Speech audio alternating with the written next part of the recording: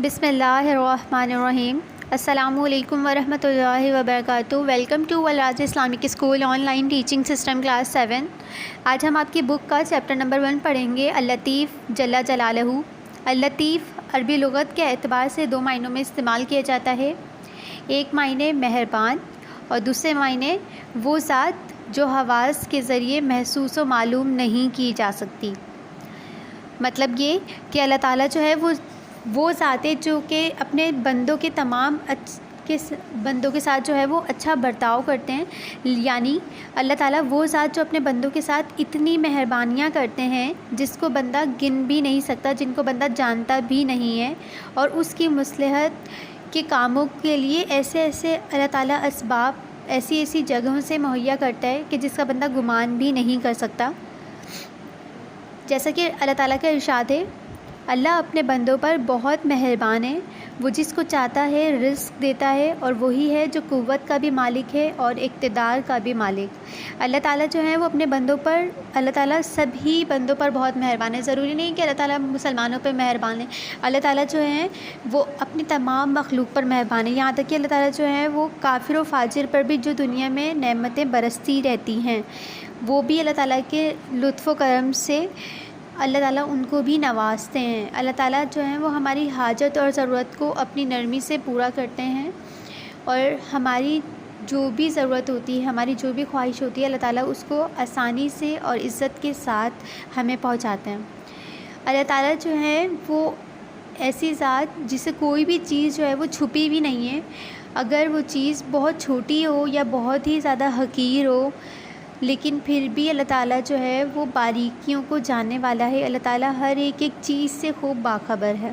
اللہ تعالیٰ اسباب کا محتاج نہیں، مطلب کہ وہ جب اللہ تعالیٰ جو ہیں کسی چیز کے محتاج نہیں ہے کہ ایک بندے کے پاس کوئی چیز ہوگی تو وہ کام ہو سکتا ہے، نہیں ہوگی تو نہیں ہو سکتا، لیکن اللہ تعالیٰ جب کسی بھی چیز کا ارادہ فرما لیتے ہیں تو کچھ بھی کسی بھی بندے کو عطا کرنا ہو تو ایسے اسباب خود بخود مہیا فرما دیتے ہیں کہ وہ چیز جو ہے انسان کے پاس آرام سے آسانی سے پہنچ جاتی ہے، چاہے مخلوق ساری مل کر اس چیز کو ہم تک پہنچنے نہ دے، لیکن اللہ تعالیٰ نے جب وہ چیز لکھ دی تو پھر وہ چیز ہمیں ضرور ملے گی۔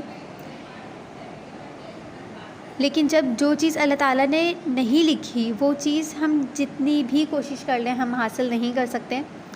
ہم یہاں پہ حضرت یوسف علیہ السلام کا واقعہ پڑھیں گے۔ حضرت یوسف علیہ السلام جو ہیں وہ اللہ تعالیٰ کے پیغمبر ہیں، اور حضرت یوسف علیہ السلام کے جو واقعہ ہے وہ اللطیف جل جلالہ کی تجلیات سے بھرپور ہے۔ بھائیوں نے جو حضرت یوسف علیہ السلام کے بھائی تھے، انہوں نے ان کو کنویں میں پھینک کر ہلاک کرنے کی کوشش کی تھی کہ ہم ان کو کنویں میں پھینک دیں گے تو یہ مر جائیں گے، لیکن اللہ تعالیٰ نے ان کو کنویں میں اللہ تعالیٰ نے ان کی حفاظت کی، اور ان کو اللہ تعالیٰ نے کنویں سے نکال کر عزیز مصر کے گھر پہنچا دیا۔ اور عزیز مصر کے گھر میں جو ان کی وائف تھی زلیخا، انہوں نے جیل میں بھیج کے ان کو ذلیل کروانا چاہا تھا حضرت یوسف علیہ السلام کو، لیکن اللہ تعالیٰ نے اپنی قدرت سے جیل کی بادشاہت کی کرسی پر ان کو بٹھا دیا۔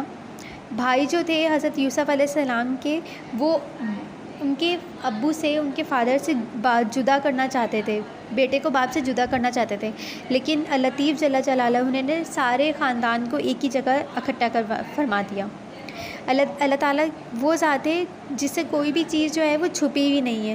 انسان کے دل میں کوئی بھی بات ہو، لیکن ہوتا وہ ہے جو کہ اللہ تعالیٰ نے طے کیا ہوا ہوتا ہے۔ سورہ لقمان میں اللہ تعالیٰ کا ارشاد ہے کہ بیٹا، اگر کوئی چیز رائی کے دانے کے برابر بھی ہو اور وہ کسی چٹان میں ہو، آسمانوں میں ہو یا زمین میں، تب بھی اللہ تعالیٰ جو ہے اسے حاصل کر دے گا۔ یقین جانو اللہ جو ہے وہ بڑا باریک بین، بہت باخبر ہے۔ جب بندہ اس بات کو جانتا ہے کہ میرا رب جو ہے وہ ہر چیز جاننے کی صفت رکھتا ہے، اور ہر بڑی اور ہر چھوٹی چیز جو ہے وہ اللہ تعالیٰ کی قبضہ قدرت میں ہے، تو انسان کو کیا چاہیے کہ وہ اپنے ہر کام میں، اپنی ہر چیز میں اس چیز کا محاسبہ کرے، اپنے ہر عمل پر غور کرے کہ میرا کوئی کام ایسا تو نہیں ہے جو میں غلط کر رہا ہوں، جو اللہ تعالیٰ کے ہاں مجھے جواب دینا پڑے. ہمیں چاہیے کہ ہم وہ کام کریں جو کہ ہمیں آگے کے لیے ہمیں آسانیاں پیدا کریں. اللہ تعالیٰ جو ہے وہ قیامت والے دن جو اپنے بندوں کے اعمال ہیں ان کا بدلہ فرمائیں گے. اگر ہم نے اچھے اعمال کیے ہوں گے تو ہمیں اچھا بدلہ ملے گا، اگر ہم نے برے اعمال کیے ہوں گے تو ہمیں برا بدلہ ملے گا. اور اس میں عمل میں کسی بھی چیز کو نہیں چھوڑا جائے گا. لہٰذا نہ نیکی والے کی ایک ذرہ برابر بھی نیکی چھوڑی جائے گی، نہ ہی گناہ کرنے والے کی ذرہ برابر بھی گناہ چھوڑا جائے گا. اللہ تعالیٰ کا جو رزق ہے ساری مخلوق کے لیے عام ہے. ہم اللہ تعالیٰ کے رزق کے بارے میں بات کرتے ہیں کہ رزق کے معاملے میں اللہ تعالیٰ کی جو مہربانی ہے وہ بندوں پر دو طرح کی مہربانی ہے. ایک یہ کہ اللہ تعالیٰ نے ہر ایک سے وعدہ کیا ہے کہ میں تمہیں رزق دوں گا. اللہ تعالیٰ ہر ایک کو رزق عطا فرماتا ہے. اور دوسرا یہ کہ اللہ تعالیٰ کسی کو بھی جو رزق ہے وہ پورا ایک ہی دفعہ میں نہیں دے دیتے کہ آپ نے 20 سال جینا ہے تو آپ کا پورا 20 سال کا رزق اللہ تعالیٰ ایک ہی دفعہ دے دیں، لو یہ لو کھا لو. اس طرح سے اگر اللہ تعالیٰ ایک دفعہ میں دے دیتا ہے تو وہ رزق جو ہے وہ خراب ہو جاتا ہے. اور اگر اس طرح سے رزق رکھنا آسان ہو جاتا تو جو امیر لوگ ہیں نا وہی سارا لے کے رکھ لیتے، تو جو غریب لوگ ہیں وہ بیچارے بھوکے رہ جاتے. اس لیے اللہ تعالیٰ نے سارا حفاظت کھانے رزق کا جو سارا سسٹم ہے وہ اللہ تعالیٰ نے اپنے پاس رکھا. اللہ تعالیٰ خود ہر ایک کو اس کے حصے کا رزق عطا فرماتے ہیں. اللطیف جل جلالہ کی مہربانیاں. اللطیف کی مہربانیاں سب سے پہلے یہ دیکھتے ہیں کہ اللہ تعالیٰ نے پینے کے پانی کو میٹھا بنایا اور جو سمندر کا پانی ہے اس پانی کو نمکین بنایا. یہ دونوں جو ہیں وہ اللہ تعالیٰ کی بہت بڑی مہربانیاں ہیں. حضور صلی اللہ علیہ وآلہ وسلم نے ہمیں پانی پینے کی جو ہے وہ دعا سکھائی ہے. ہمیں وہ دعا پڑھ کر پانی پینا چاہیے کہ تمام تعریفات اس اللہ کے لیے ہیں جس نے ہمیں اپنی رحمت سے میٹھا پانی پلایا اور ہمارے گناہوں کی وجہ سے اس کو کڑوا اور نمکین نہ بنایا. اب ہم بات کرتے ہیں اللہ تعالیٰ کی مہربانیاں.